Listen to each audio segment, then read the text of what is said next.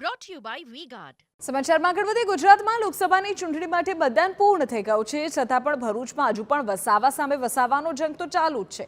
ડેડિયાપાડા તાલુકા પંચાયતમાં ભાજપના ઉમેદવાર મનસુખ વસાવા પહોંચ્યા, તે જ સમયે આપના ઉમેદવાર ચૈતર વસાવા પણ ત્યાં આવી પહોંચ્યા.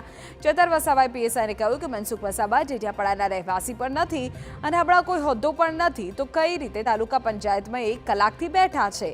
ચૈતર વસાવાએ ડેડિયાપાડા તાલુકા પંચાયતમાં મનસુખ વસાવાની હાજરી સામે સવાલ ઉઠાવ્યા અને પીએસઆઈને કહ્યું કે તેમને ત્યાંથી બહાર જવાનું કહો. તે કયા હોદ્દાની રાહે ત્યાં બેઠા છે એવો પ્રશ્ન પણ પૂછ્યો.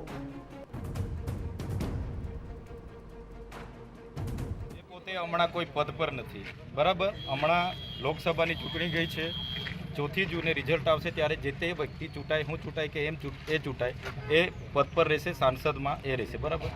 આજે તાલુકા પંચાયતમાં કયા હોદ્દાની રૂએ એ ખુરશીમાં બેઠા છે કલાકથી, બધાને શું કરવા બોલાવ્યા છે?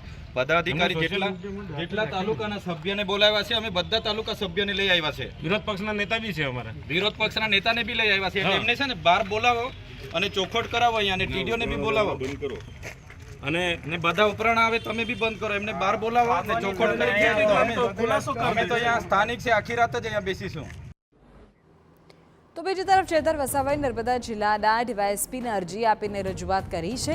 મનસુખ વસાવા ડેડિયાપાડામાં માહોલ ખરાબ કરે છે. ચૈતર વસાવાએ મનસુખ વસાવા પર આરોપ લગાવતા કહ્યું કે ડેડિયાપાડામાં માહોલ બગડશે તો તેના માટે મનસુખ વસાવા જવાબદાર હશે. સાથે ચૈતર વસાવાએ પોલીસને પણ તટસ્થ કાર્યવાહી કરવાની રજૂઆત કરી.